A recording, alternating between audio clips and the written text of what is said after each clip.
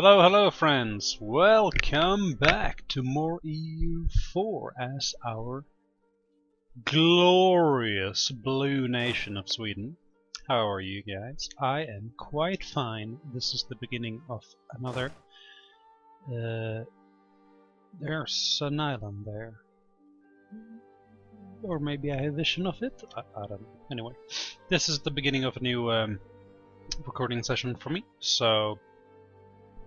I'm pepped, I am ready, I'm caffeinated, and things are happening. Last time, as we left off, our hero... No, I'm sorry. Don't care enough to do that. We have very low legitimacy, we have very low prestige, but we are allied to Lithuania, we're allied to Poland. Allied to Scotland? No, we broke that alliance, didn't we? Because he went to war with someone else, maybe? Or did he break it? I can't remember. Anyway, Novgorod's independence is guaranteed by Lithuania, which means we can't go to war there. Can we? Yes. No, we can't. They will defend until Muscovy decides who wants to do the thing. We could ally Muscovy if we wanted to. That might be a good option, but these guys might not like that, especially if they're going to go to war. Because if Muscovy decides, hey, I want to eat Novgorod with my help, it will break me up with Lithuania and Poland. Poland is not allied to Lithuania, which is a very interesting situation. There's something about the union that broke up. Poland's got a lot of troops. I've never seen Poland have this many troops, this mediocre amount of land. Yeah, I've played as Poland before, so I would know. Ottoman is probably gonna go complete haywire. They're fighting Venice right now. Venice usually did his early move of attacking into Croatia? Bosnia. And poor Albania died, Skanderbeg. Skander begged the Ottoman not to kill him. Hey! I'm just kidding. Pope has eaten Urbino. Yep. I don't remember if Urbino is a vassal of the Papal State or not. France is going strong against Burgundy.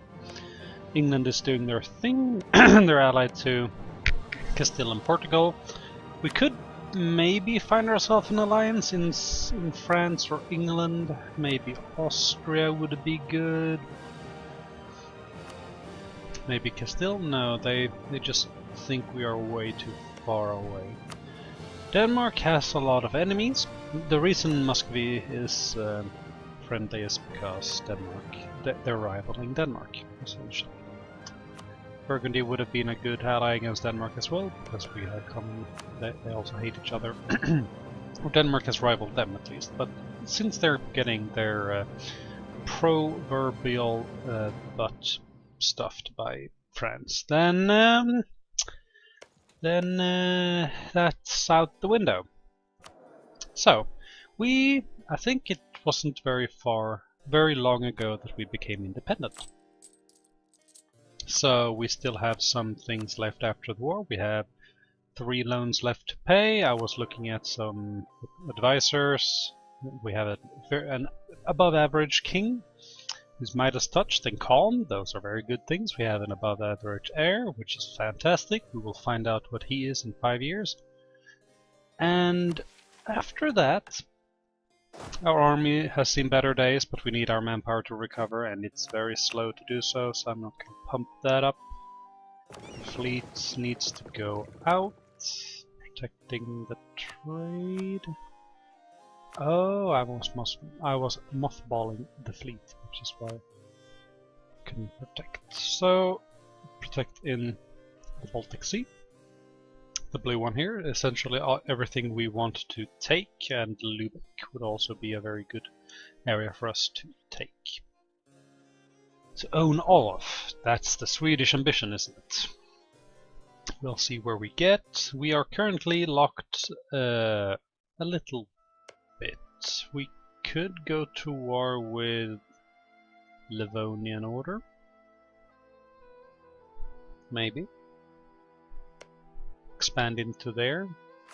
Do we have any claims? No, we only have claims on our land down here, Scandinavia, because we'll get more claims on Norway if we complete that. If we will get more claims on Denmark if we protect Norway. We'll only get this if we have a naval force limit of at least 25, and we won't get that for a while. Anyway, let's just start time ticking, shall we?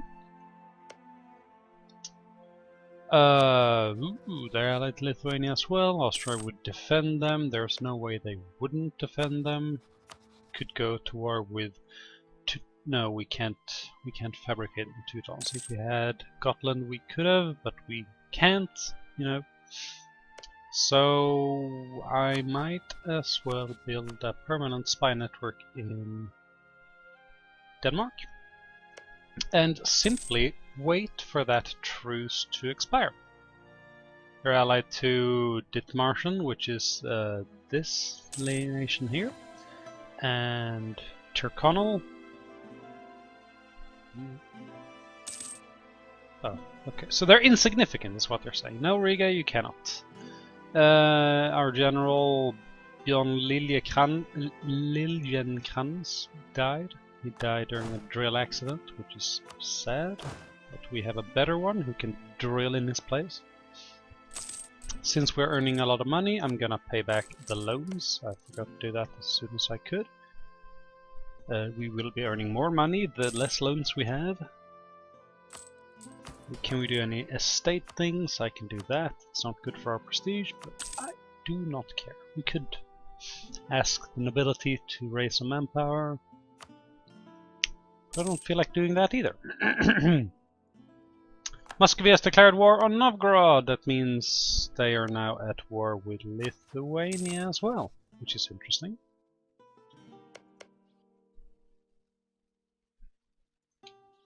Can Muscovy beat that? I don't know. Since Lithuania's guarantee doesn't bring them in as a co-belligerent, they haven't been able to invite me into the war. I would maybe help, maybe. I would at least think about it. How are you guys today? I am fine. I haven't been recording for a while. I had a week where I was super stressed out. I'll talk a little bit more about that on Monday's episode. This is Friday's episode, so I'm recording some for some CK2 as well. Oh, things are just... Ooh. Muscovy might be one of those guys who will become our permanent rival in the not so far future. Since we'll probably have a border with them, and Lithuania we have a common enemy there. Right. I just remembered, Lithuania is extremely weak solo. And I don't remember why. They should have a big army, but apparently they don't. Which is interesting. Advisor died. Let's pay back another loan. As soon as we've paid back all 3 loans, I'm going to hire some advisors for us. Oh, there we go. Lithuania's recruiting again, but they are getting sieged so fast. Wow, Muscovy has a 0-6 leader. Jesus Christ, that's strong. So they're dead. Lithuania might be a dead alliance. For us, there goes our truce with Denmark, which means they could potentially declare war on us if they wanted to, but we have defensive alliances they do not want to join because they are in debt and they do not owe us enough favors. Which means that since Lithuania is going to die, we're going to have to look for alliances in different places. As I was saying, I'm fabricating some claims here. I'm gonna fabricate this claim. Yes, so we have the reconquest on Gotland and these 3 claims down there. That's 1 war. I don't want to push for too much, especially since Denmark's navy is so strong. But who should we ally? Poland is a strong alliance and they have enough troops to matter. Bohemia is rival to Poland, that's not a good one. Are you rivaling Poland? No, you are not, but that's probably the next step for you once Lithuania becomes, you know, insignificant. Ottoman is punching Venice in the jaw, kicking him in the teeth. Austria could be a good ally, but they probably don't want that. That leaves France and England, and who will win, France or England?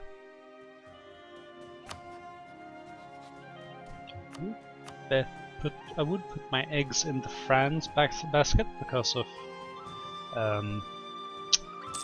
previous experience, I would say.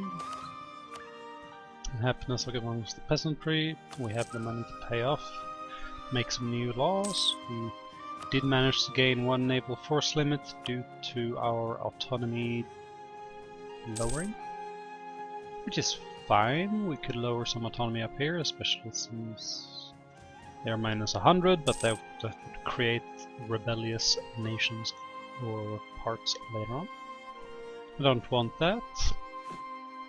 As I said, we could build another boat. We are 4 off the mission for recovering the Baltic, getting claims on this. Diet held. Okay, that means we can soon grant another generalship. Oh, no? What? Really? 10 years? Okay. Apparently we did it not very long ago. We have renewed the bank loan, that's okay. Decline of the merchant classes, Libertas Ecclesiae. Could grant the clergy some good things. We could seek money for other places. This is the historical thing to do because Gustav Vasa didn't like the clergy. We stole all the money from them, but you know what? We'll take the prestige and have the clergy because it increases our national tax modifier and we get some points. Venice lost its territory down here. Fasted. Oh, that. I've done some unspeakable things lately. I've been playing as the Ottomans a few times don't tell anyone, but I've been creating Ottoman Byzantium because that's a thing that can happen. Don't spread that on the internet. I'm a good person. I just do bad things. Okay. And every time I played as Ottoman, this event never happened for me. It happened everywhere else. But anyway, this is an event that is new in this patch, or this DLC, or whatever you want to call it, that makes 1 glass province somewhere around this time switch from glass to gems, because you learn how faceting works. And it changes it from glass to diamonds or gems, which means that the province produces more than double their goods produced and money from that. And it also increases the trade value modifier, and the price of gems goes up in the world. And Constantinople or Constantinople, it should be Istanbul once Ottoman is taking control of it, but it's not Turkey yet, so it doesn't matter. Anyway, it's very valuable, and the Constantinople is already one of the most powerful trade nodes in the world because of where it is. So the extra local trade modifier from that is just Jesus. Also, gems increase local tax modifier, and it's just, you know, they're beating Livonian Order. They seem to have a good thing going there, but not anymore. We have 1 more loan to pay off, and we have a button to press. England is declaring war on Burgundy. Interesting. Who do we... I should continue thinking about who we want to ally, because the Denmark wars need to continue. Lithuania seems to be a dead cause. Novgorod is out. They're getting their teeth absolutely smashed. Muscovy is going to be a superpower, which means we need something to defend against Muscovy. Hungary might be a good option, but they are rival to Poland. Austria might be a good option, especially since they are not rivaling Poland this game. Poland might be a secured alliance, especially if we can manage to get our man on the throne, which we won't, because Saxony is way ahead of us, even though John Zygmunt Eketre is a very fantastic and stellar man. Could also do the easy thing and ship this window here and go there and go to alliances. Pomerania wants it, Lübeck wants it, Livonian Order wants it, but no. Some of the German miners want it, Bavaria wants it. Pomerania might be a good option, maybe, but we would have to break that alliance sometime soon. It doesn't matter, I'll think about it. We can press the button to get some infantry combat ability, to just stack that infantry combat ability high, like we want, but I'm going to save for Tech 7 instead, because we're not that far off, especially since we're earning okay points. We have just paid off our last loan, so I will be looking into buying new guys. We're soon gonna see what Sigismund has for us in 1 year. You are drilling. Have you gained anything? No, not yet, but a 4 and 3 is a good number.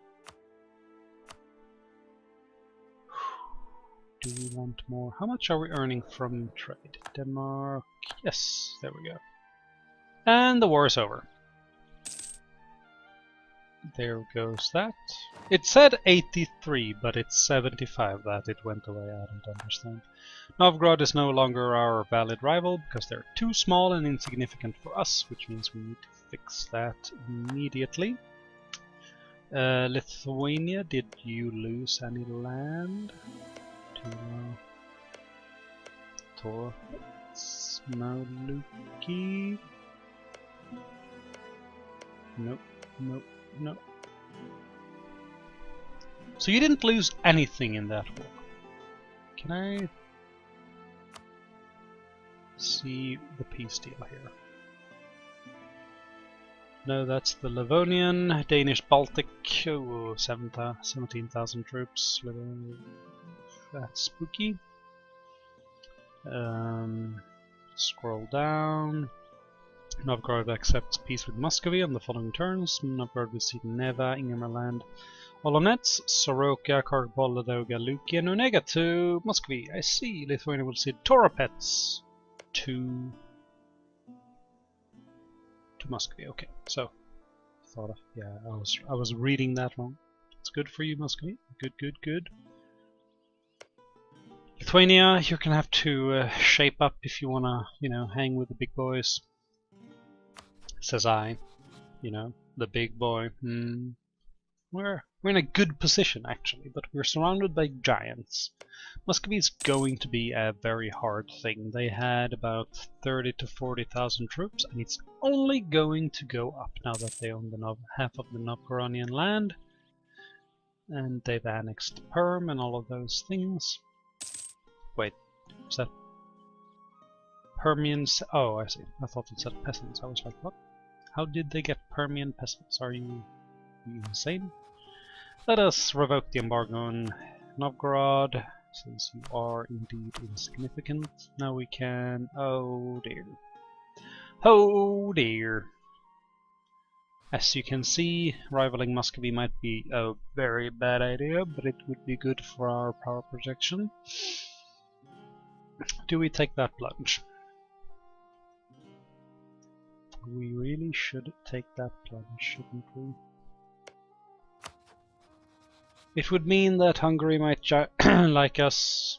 I don't want to ally the Great Horde. They will drag us into dumb wars that are unnecessary.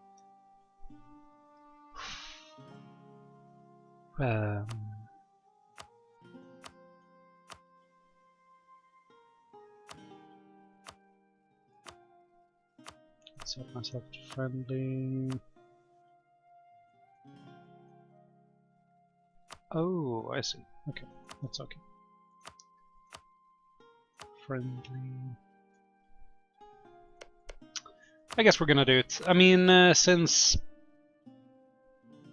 we are, you know, we're here to expand, we're here to make things interesting, so I will take this plunge and do that. There we go. Muscovy, you can go suck an egg. I hate you, and I declare you Hereticus something, I don't remember. Knyaz Dorofeis Shestov? Are you are not the savior Novgorod needs or deserves, I'm afraid. We have a lot of good money. What are we earning most from? Taxes, obviously. So I would like to take this guy, but he's way too expensive, so we will get this one to save ourselves from the meteor event. Our heir is a zealot, which is interesting. We'll take tax efficiency guy and reinforcement speed. Sure. That means we now only earn 3 ducats a month, but that's okay. Lithuania is asking us for help, and they want military power. I don't want to give it to you, Lithuania. We are kin, though. Are we?